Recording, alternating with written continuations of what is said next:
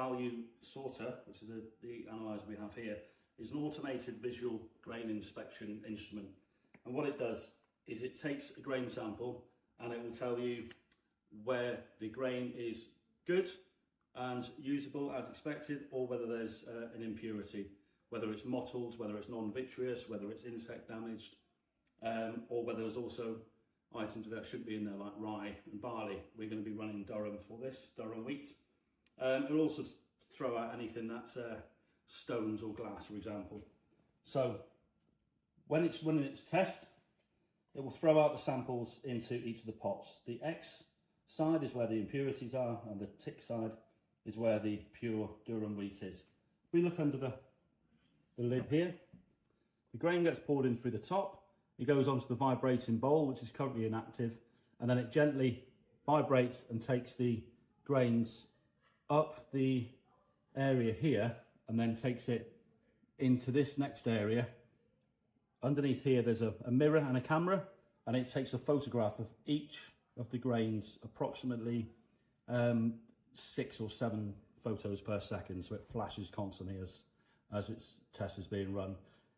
So the model stroke calibration will then be able to identify what's happening with each individual piece of Durham wheat there, and it will tell us on the screen afterwards, once the results are being run, exactly which pot they're in and what could be an issue if it's in the issue pot, the one where it's been thrown out.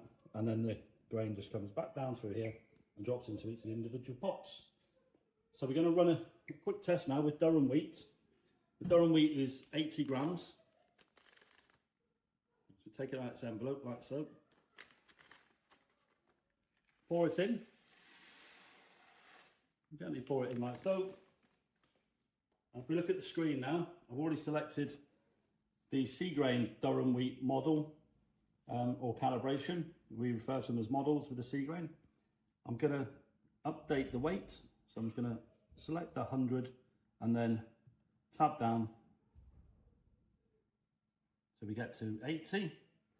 I'm going to press start and it will ask me for a sample ID. So press no, and then I'm going to add Durham 1 as the sample ID. And then press enter, press start, and it will take a few seconds. It's asking me to make sure the boxes are in place. By boxes it means the 2 containers, like so. It will take a few seconds and then it will start to activate, as you can hear now. And now it's running the grain through the vibrating bowl, as I mentioned earlier on. I'm not going to open the lid because it's lots of flashing lights with the camera going off, as I said before, 6 or 7 times a second. And now the samples are being run through. The majority will come through in this pot here. We'll be getting a couple already in this pot here. So as this runs, we will be able to then have a look at the report at the end, and that will tell us what is contained in each of the containers. If we have a look at the screen now, the time elapsed is just coming up to 1 minute. The amount of grains that have been sampled is over the 200. As you can see, that's moving pretty quickly. And then this is the weight bar here, so it's telling us how much of the weight of the 80 grams has gone through. So currently it's about 10–15%.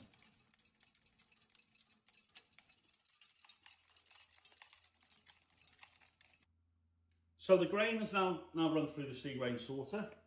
As we look on the screen here, the bar isn't quite finished because the Cgrain, the vibrating bowl, is just ensuring that all the grains have gone through. So it's just under 5 minutes and it's run through 1,752 grains there. We have a quick look underneath the cover again. Vibrating bowl is now happy that it's completely empty, and Cgrain is now ready to analyse the data for the grains. So is the bowl empty? Press yes, I've just checked it.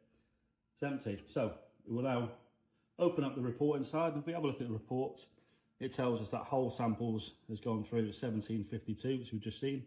Broken grains 13, and then we've got mottled grains here 117, and then grains with discoloured germ 108, and then some are the ones, one shriveled there, and then also we got one that's classed as green. So if I click on the screen here and have a look at the whole samples and then press open, on the screen now it's got photographs of every grain that's just been photographed. So at the minute the broken grain except degerminated has been highlighted, so these are the grains that are on the screen. So if I just click one and then right click it, that will bring up a larger picture of the grain, so we can see here that it is actually broken, etc. So I'm just going to open up the green example on the screen here. So if I just click the screen like so and press open, that will then bring up what's been classified as green. As we see, that's quite severe damage there. So it will highlight all these issues. I'll just close this. I don't want to save the changes. And then if I just go on to grains with discoloured germ, press open on that, that will bring up all the photos in that category. So if we just pick one like so, and as you see, it's taken around about 300-degree photograph of the kernel there. So we can have a good look and identify whether that is actually grains with discoloured germ or whether it is in fact something else. That can be recategorized. So if it is actually the green example, that could be recategorized as green, and then the AI technology will update, and then anything that it sees that looks very much like that, it will then reclassify as green going forward. So you can continually update the Cgrain as you run tests. We'll go back to the whole sample on the screen, press open, and that just gives us everything there on the screen, and we can go through this as we wish. So I'll close that. We can go into the history, so we can have a look at the test we've just been running, and then we can view that, and then that will just give us again the report that we've just been looking at. If we go out of that and go into something that was run previously, like the first test I did a couple of days ago, press view on that. Again, we can go into the sound Durham, open that, and it will bring all the photographs on the screen as before, and we can see, as I said before, the sound Durham, so we're confident that that is as it should be.